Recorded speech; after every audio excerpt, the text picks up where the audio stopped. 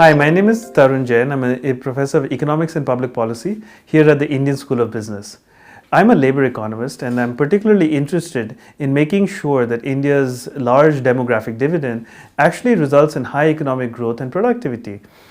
One of the key things that I study is India's educational system, which takes the raw human capabilities available in India and translates that into people who have the ability to do wonderful things and make productive lives for themselves as well as the entire country. We've invested a lot in our education system, but there are key challenges that remain. One of the key challenges is to make sure that quality is high and that students actually understand what is being delivered in the classroom. An important consideration is how to make sure that students understand what is being taught. This might not actually happen simply because the student's mother tongue is different from the language of instruction. For example, a student might have a tribal language as their mother tongue, but the instruction is in a state language. So there is a mismatch between the student's understanding of the material, which might be an impediment to quality.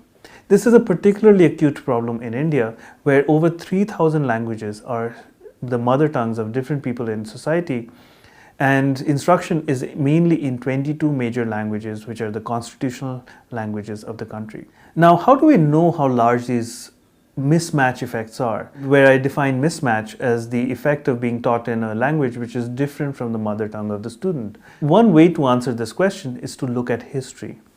Now, to see whether, especially during the colonial era, there was a mismatch between students' mother tongue and the language in which students were being taught. In 1854, the colonial administration came up with Wood's Dispatch, which was the main document that outlined British colonial education policy that lasted for almost 90 years.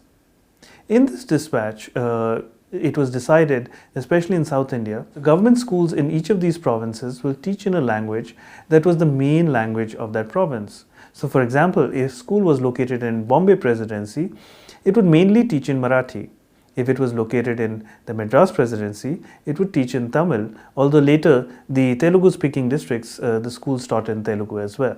This policy was also mirrored by many of the princely states. For instance, the Nizam's schools were teaching in Urdu, and in Travancore, students were taught in Malayalam.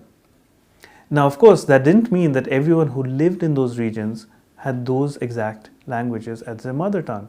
In fact, there would often be, say, Telugu speakers who were being taught in Urdu, or Kannada speakers taught in Urdu, as well as, say, Malayalam speakers who were taught in Tamil, and so on and so forth. So there was a mismatch between the students' mother tongues and the medium of instruction. On the other hand, there were, of course, many areas where students were well matched. That means that their mother tongue, say, was Tamil, and they were being taught in Tamil medium schools. In my research, I compared those students who were well matched, i.e. there were, say, Tamil-speaking students who were being taught in Tamil as a medium of instruction, to those where students were mismatched. For example, a Telugu-speaking population was being taught in Urdu.